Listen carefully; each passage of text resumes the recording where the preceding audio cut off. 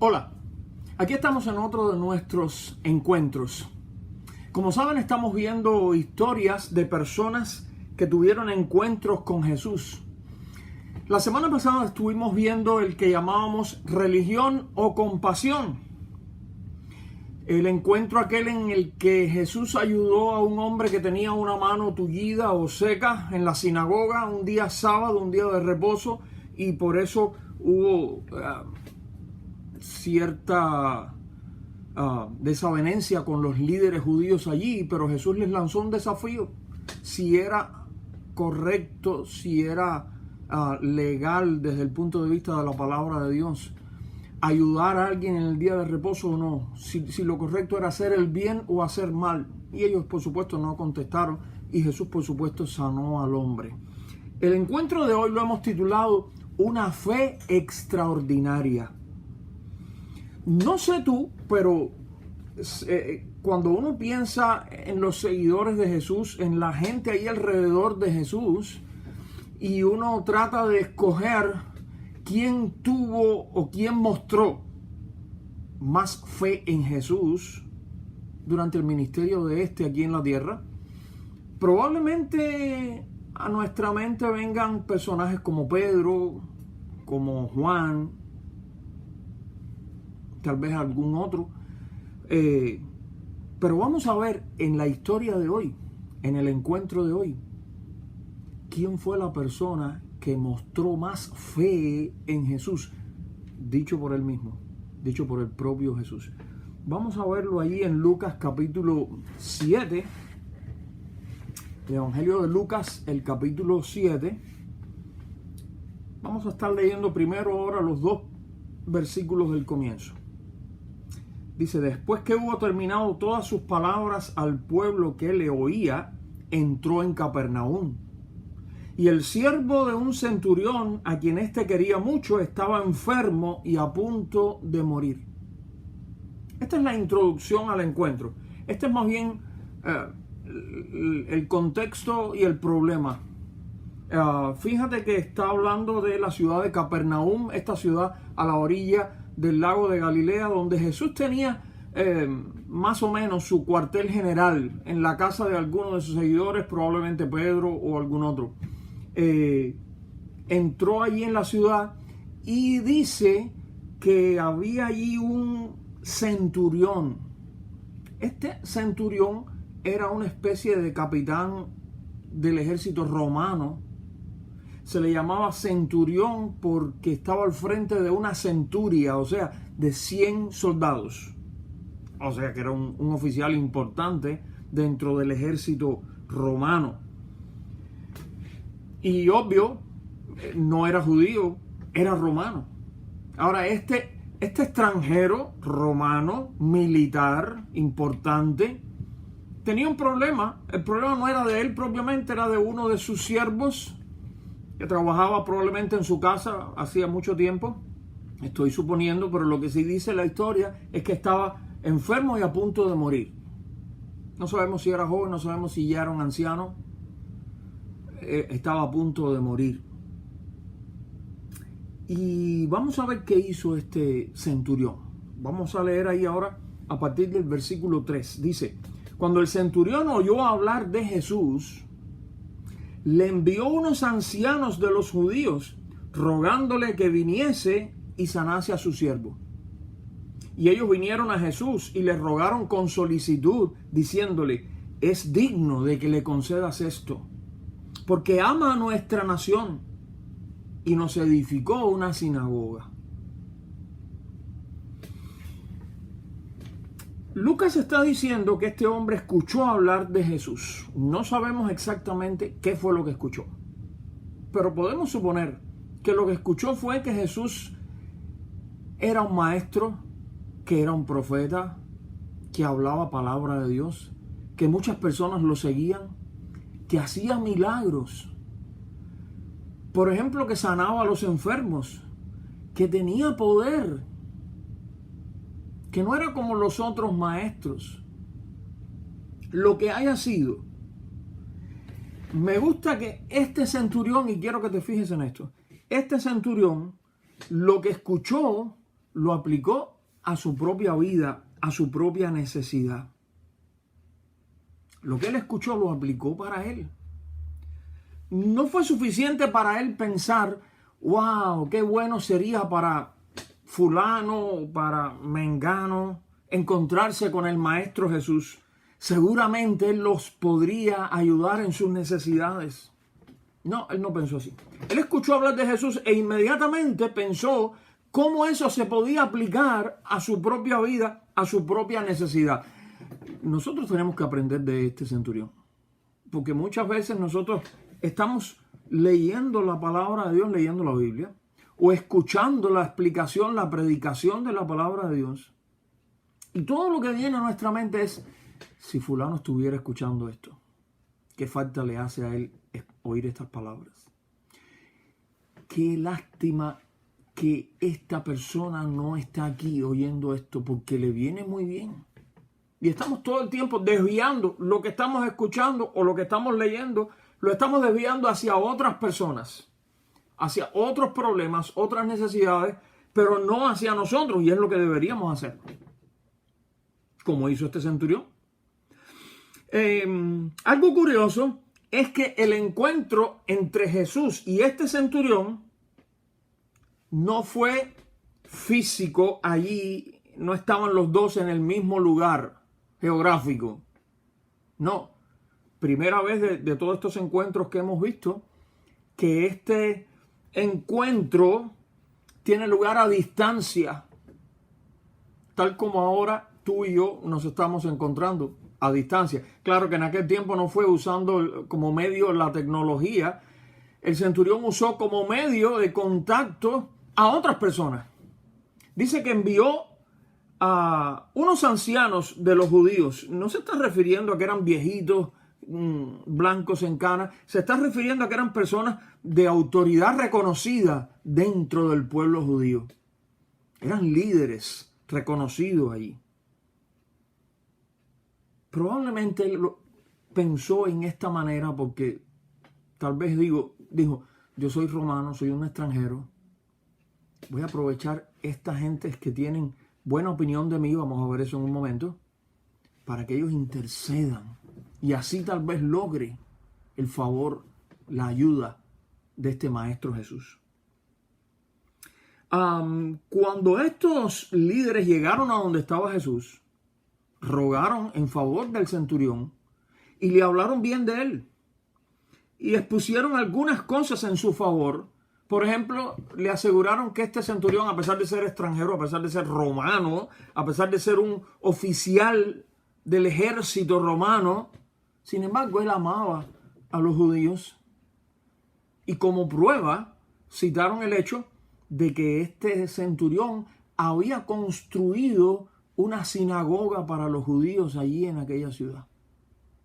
No quiere decir que la construyó con sus propias manos, aunque tal vez colaboró, pero lo más probable es que él haya financiado y autorizado y promovido la construcción de esta sinagoga, de este lugar, para que los judíos se reunieran a aprender de la palabra de Dios. Podemos inferir que este hombre debía tener algún conocimiento y ciertamente respeto por la religión judía. Y tal vez hasta por la Biblia, la palabra de Dios, que era enseñada cada sábado ahí en la sinagoga, en esa misma que él ayudó a construir. Por todas estas características, vienen estos líderes a hablar con Jesús y califican al centurión y le dicen, él es digno de que le concedas esto, es digno de que lo ayudes. Podríamos decir con otras palabras, él merece que tú lo ayudes. Pero vamos a ver cómo siguió la historia y vamos ahí a descubrir más acerca de este centurión. Los versículos del 6 en adelante nos dice, y Jesús fue con ellos. Pero cuando ya no estaban lejos de la casa, el centurión envió a él unos amigos diciéndole, Señor, no te molestes, pues no soy digno de que entres bajo mi techo. Por lo que ni aún me tuve por digno de venir a ti. Pero di la palabra, y mi siervo será sano. Porque también yo soy hombre puesto bajo autoridad y tengo soldados bajo mis órdenes. Y digo a este, ve y va. Y al otro, ven y viene. Y a mi siervo, haz esto y lo hace.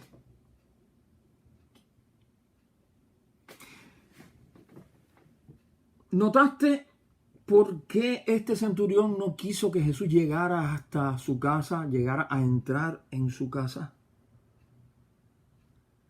En palabras de él mismo, Señor, no te molestes, pues no soy digno de que entres bajo mi techo.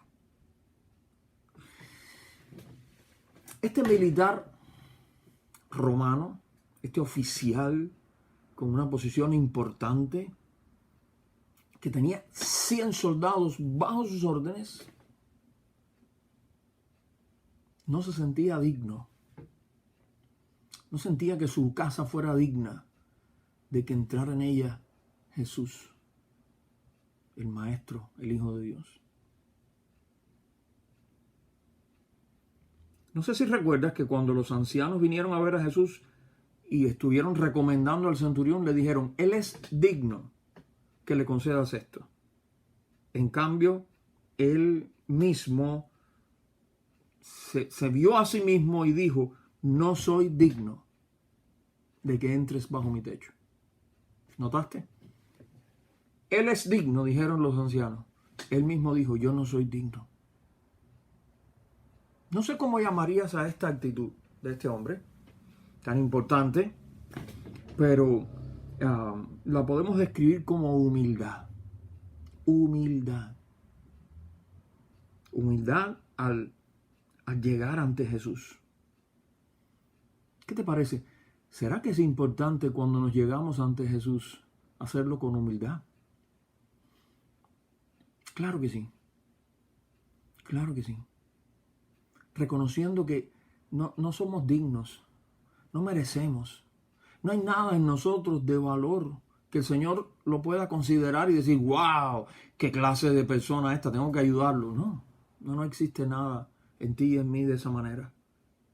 Por eso la actitud correcta al acercarnos ante Él es con humildad, como este hombre. Señor, no soy digno, pero te pido ayuda. Señor, no merezco, pero te pido ayuda. La actitud contraria sería llegar a Jesús con arrogancia. Llegar ante el Señor con orgullo, con prepotencia. Hoy en día algunas personas quieren acercarse al Señor mencionando toda una lista de sus propios méritos y virtudes y buenas acciones, como reclamando para sí lo que ellos creen que merecen. Yo he escuchado personas decir algo como, Dios tiene que darme tal cosa, o Dios tiene que ayudarme, o Dios tiene que dejarme entrar en el cielo porque yo me lo merezco. Hay personas que se acercan a Dios reclamándole.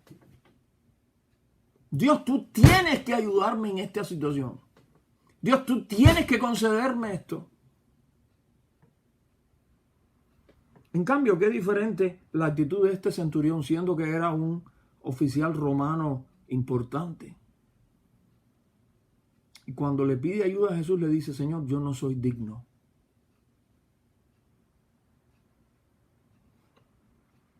Él se vio a sí mismo con humildad. Pero hay otra cosa importante en él y es la manera en que él vio a Jesús. Repito, se vio a sí mismo con una actitud humilde. Pero ahora vamos a notar la manera en que él vio a Jesús. ¿Qué quiso decir él con esos ejemplos que puso en el versículo 8? Cuando dice, porque también yo soy hombre puesto bajo autoridad y tengo soldados bajo mis órdenes. Y digo a este, ve y va, y al otro, ven y viene, y a mi siervo, haz esto y lo hace. ¿Qué estaba queriendo expresar él con esto? Él estaba hablando de que él sabía lo que era la autoridad. Yo estoy puesto bajo autoridad, como buen oficial del ejército. Y a su vez, él tenía soldados bajo su autoridad y siervos en su casa bajo su autoridad. Él entendía perfectamente lo que era la autoridad.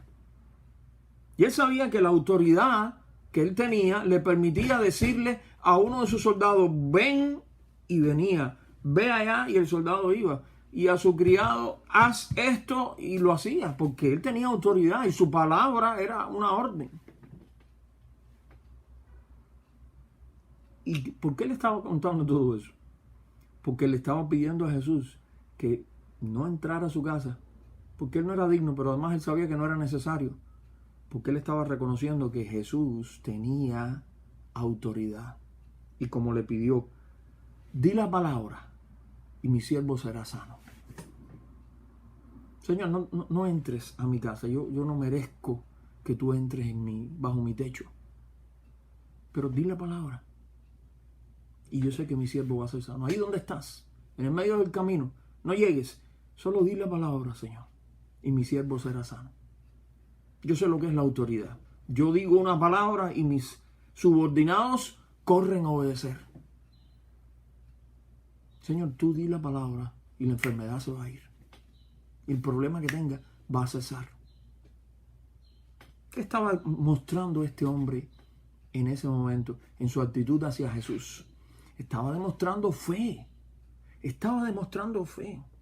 Porque él estaba reconociendo ahí en ese momento el poder de Jesús y la autoridad de Jesús. No te olvides que Jesús no tenía un cartelito aquí que dijera todo el tiempo, yo soy el Hijo de Dios, yo tengo poder, yo tengo autoridad. El que lo veía pasar por el camino podía pensar, este es un hombre común y corriente, o en todo caso, este es un maestro común. Pero cuando ya venían a conocerlo, cuando ya lo veían en acción, cuando ya veían cómo él sanaba enfermos, cómo limpiaba leprosos, cómo devolvía vista a los ciegos, cómo a los paralíticos los ponía a caminar de nuevo, cómo incluso resucitó muertos, cómo multiplicaba extraordinariamente unos pocos peces y unos panes. Cuando una persona ya veía todas esas cosas, entonces reconocía la autoridad divina de Jesús y su poder soberano como el poder de Dios. Su autoridad divina y su poder divino. Y eso estaba reconociendo este hombre. Él sabía de poder y sabía de autoridad. De esas dos cosas él sabía. Y él estaba distinguiendo en Jesús perfectamente su gran poder y su gran autoridad. Y eso es fe. Eso es fe. La fe no es pensar, esto que yo quiero va a suceder porque yo lo quiero mucho, porque yo tengo una fe grande. La fe no es eso. La fe es cuando miramos al Señor y tenemos completa confianza en que Él tiene poder, en que Él tiene autoridad. Y que basta que Él diga una palabra y las cosas cambian. No es que basta que yo ore o que yo pida, no. Basta que el Señor diga una palabra o levante una mano o lo que quiera hacer. Y todo cambia. Porque Él tiene poder y Él tiene autoridad. Vamos a ver cómo terminó este encuentro. Dicen los versículos 9 y 10. Al oír esto, Jesús se maravilló de él. Y volviéndose dijo a la gente que lo seguía: os digo que ni aún en Israel he hallado tanta fe. Y al regresar a casa los que habían sido enviados hallaron sano al siervo que había estado enfermo. Jesús dice que se maravilló. ¿Y de qué se maravilló? Bueno, otra vez recordamos que aquellos líderes judíos que vinieron a ver a Jesús para interceder por el centurión, lo elogiaron mucho. Le dijeron, este hombre nos ama a nosotros los judíos, este hombre nos construyó una sinagoga, ha hecho muchas cosas buenas, pero ninguna de ellas hizo a Jesús maravillarse. Ninguna de ellas impresionó al Señor. Lo que sí destacó en aquel hombre, lo que sí lo hizo maravillarse, lo que sí lo impresionó, fue su fe. Que dijo, ni aún en Israel he hallado tanta fe. O sea, ni entre los propios judíos, los propios de mi nación, yo he encontrado a alguien con tanta fe como este extranjero como este romano. Eso fue lo que le llamó la atención a Jesús. Y la fe, te recuerdo, mi querido hermano, mi querida hermana, la fe no es una obra nuestra. La fe no es algo que nosotros hacemos. Nada de lo que hizo este hombre le llamó la atención a Jesús, sino que puso fe en él. Y la fe, otra vez, no es algo que nosotros hacemos. La fe es más como sencillamente colocar nuestra mirada en aquel que tiene todo el poder y toda la autoridad. Alguien describió la fe como que la fe se parecía a una mano vacía que extiende un mendigo esperando poder recibir una ayuda. Él no está haciendo nada. El extender una mano no es un trabajo que él está haciendo, no es una obra que él está haciendo para merecer nada. Él está poniendo una mano vacía sencillamente, esperando misericordia y esperando que alguien se apiade de él. Y eso es la fe, mi querido hermano, mi querida hermana. La fe no es algo que tú o yo hacemos. No sé por qué algunas personas se vanaglorían de su fe. Dicen, porque yo tengo una fe muy grande. La fe no tiene que ser grande. La fe lo que tiene que estar puesta en aquel que sí es grande. En aquel que tiene un gran poder y una gran autoridad. En el gran Hijo de Dios, Jesús, nuestro Señor y Salvador. Ahí tiene que estar puesta la fe. Y la fe es solo eso. Nuestra mirada puesta en Él, esperando de Él su misericordia, su gracia, su favor. Nunca te vanagloríes de tu fe. Pero úsala para reconocer que el Señor tiene el poder, que el Señor tiene la autoridad y que una palabra de Él basta para ayudarte y cambiar las cosas. Hoy hemos visto un encuentro curioso a distancia con un hombre no judío, un centurión romano. En este encuentro, el centurión extranjero buscó a Jesús con las dos actitudes correctas. Se miró a sí mismo con humildad, como frente a Jesús yo soy indigno. Y miró a Jesús con fe. Él es grande y tiene poder y autoridad divinos. La Biblia nos dice que Dios da gracia a los humildes. Lo dice ahí en Santiago 4:6. Y también dice en Hebreos 11:6 que sin fe es imposible agradar a Dios. Así que ya sabes, si sientes la necesidad de acercarte a Jesús, de buscar su ayuda, hazlo, pero mirándote a ti mismo con sincera humildad y mirándolo a Él con una fe viva. Te invito a orar. Señor, gracias por tu palabra de nuevo. Gracias por los tesoros que hay en ella. Gracias por lo que tú nos enseñas. Gracias por los ejemplos que hay ahí, que como dice ahí, fueron escritos para enseñarnos a nosotros. Gracias por el ejemplo de este centurión del que no sabemos ni el nombre. Pero sí podemos descubrir que a pesar de ser un hombre grande e importante, supo mirar a Jesús con humildad.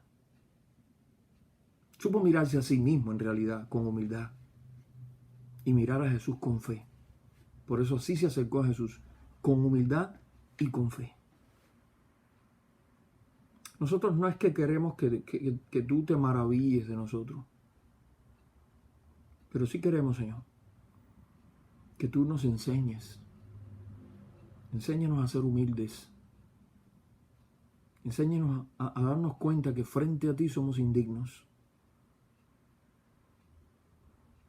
Pero enséñanos también de tu gran poder y de tu gran autoridad. Que una palabra tuya basta, Señor, para que las cosas cambien completamente. Ayúdanos a confiar en eso. Toma nuestras vidas, Señor, en tus manos. Haznos humildes, pero a la vez confiados en ti. Humildes, pero con fe plena en ti, Señor. Yo te ruego en esta hora por todos los que nos están viendo, escuchando, por esta persona que nos está viendo, escuchando. Yo no sé sus problemas, yo no sé su situación, yo no sé su necesidad. Pero te estoy pidiendo, Señor, en el nombre de Jesús, que tú mires su vida con misericordia y extienda, Señor, tu gracia, tu favor sobre su vida y le ayudes en su necesidad. Toma así nuestras vidas en tus manos, Señor, y haz tu obra maravillosa. A ti te damos la gloria. A ti te reconocemos, Señor, porque tú eres grande y hacedor de maravillas. En el nombre de Jesús. Amén. Que Dios le bendiga. Hasta el próximo encuentro.